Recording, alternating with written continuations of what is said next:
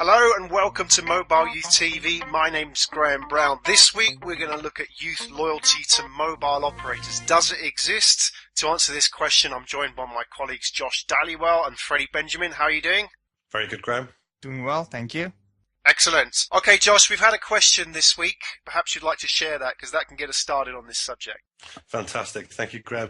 Yes, a rather contentious email from one of our readers this week from a handset company, which shall remain kind of unnamed. But the question that we've been posed this week is, can young people be loyal to a single mobile operator?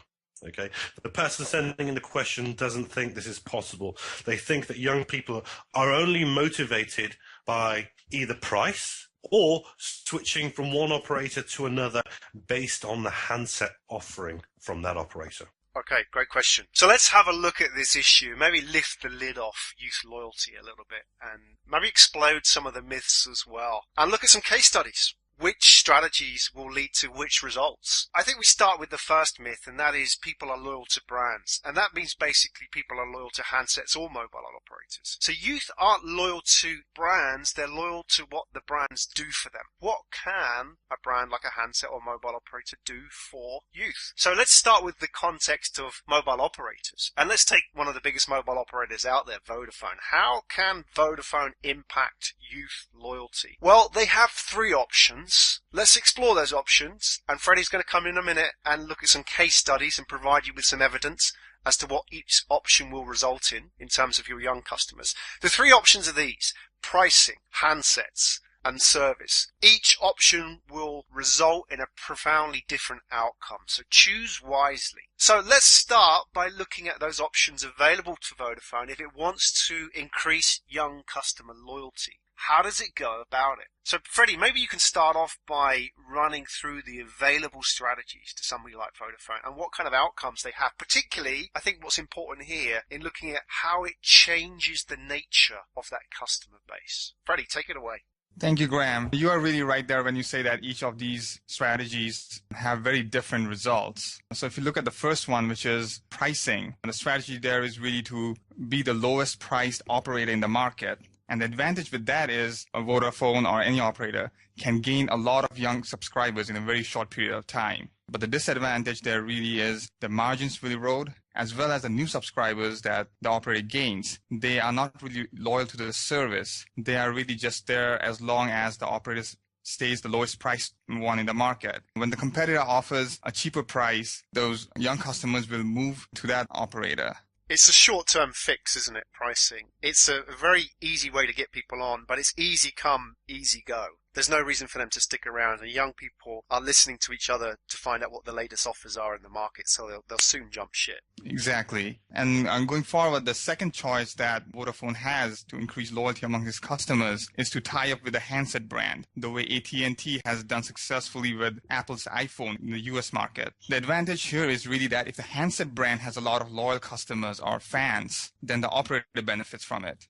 And the disadvantage is that the operator has outsourced its loyalty program to the handset brand. So if the handset brand decides to end the exclusivity deal, the way iPhone is now doing it in the US market and Verizon will carry the iPhone starting next year, then what we are likely to see is that a lot of those customers who had stuck with AT&T mainly because of the iPhone, they will jump ship to Verizon. They will start switching. Okay, so handsets, in a way, are like celebrities. You can buy them in, they cost a lot of money, they cost a lot of resources for you to get some kind of exclusivity onto your network, and they will attract young people in. But then, really, you've lost control of the marketing, right? Because you're then down to the behavior of that particular celebrity. That handset is really going to determine the outcome for you. So you can't really change much, and you have to look to the handsets marketing, which may be a bonus in the short term, because they have, as you say, those customers, and they have that connection. But in the long term, if you want to change things, well, you've really outsourced it, as you said. Let's move on and have a look at the third option, Freddie. Now, with improving customer service and providing excellent service to your customers, here excellent service really includes having a good and reliable network coverage, fewer issues with billing and calls, or having those issues quickly resolved for the customers, providing customers with options for various payment modes, and basically providing various other conveniences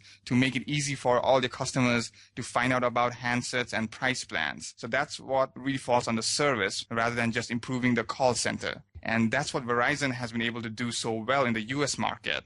Okay, so there's three options there on the table, Freddie. How does it actually affect the type of customers that you attract and retain? What I'm saying is does each strategy actually result in a different quality of customer? We know about the numbers, but what is the type of customer that you will attract using each strategy? With pricing, you attract only those who stay there as long as you are the lowest priced operator. So these are not really the ones who are loyal to your service. On the other end of the spectrum with service, you are really improving each customer touch point. So what the brand ends up doing is attracting customers who appreciate the brand for the service they're providing, and they are much more likely to stay with the operator and be more loyal to the brand. And as with handsets we discussed, they are really not loyal to you, but loyal to the handset brand. So they're not really your customers. Okay, let's break that market down. If we lift the lid on the youth market that you will attract and retain as a result of those different strategies, let's have a look inside that and break them down into fans, buyers, and critics. And we know how important fans are in terms of growing your market share and increasing earned media out there. How does that change in terms of the strategy that you would execute for young customers? So that's really straightforward from the chart here. When you employ a service strategy, you have the highest number of fans. 51% of your customers are fans, compared to when you have a pricing strategy where you only have 21% of fans. And at the same time, service strategy also results in the least amount of critics. That critics are the people who are not satisfied with your service. When you have a good service strategy, then you have only 11% of those critics within your customer base. But with a pricing strategy, you have the highest number of critics, 35%. Whereas with handsets, it's somewhere in the middle. And really talking about fans in the context of handsets, these could be the fans of the handset brand rather than, say, the mobile operator. Okay, so very interesting data there. Back to the question now about, are young people actually loyal to mobile operators, or are they simply loyal to handsets and the pricing? Well, again, I think we answered that at the beginning. They're not loyal to any of those. They're loyal to what either the handset or the operator does for them. And we looked at the three options on the table. And to summarize those options, really what it's saying is that by employing pricing and handset strategies, you can get young people onto your network fast. But will they stick around? In the pricing model, possibly not. They'll move very quickly if they find a better offer. In the handset model, it all depends on the handset. And what really this game is about, you're moving into the era of discovery, away from the old model of marketing to youth. In this era, it's about service, and it's a long-term approach, and it's about building your fan base. So I think what's very interesting is the brands out there that are able to do this are the ones that have taken a departure from the traditional model of building youth loyalty, which is really buying their loyalty, either through big celebrity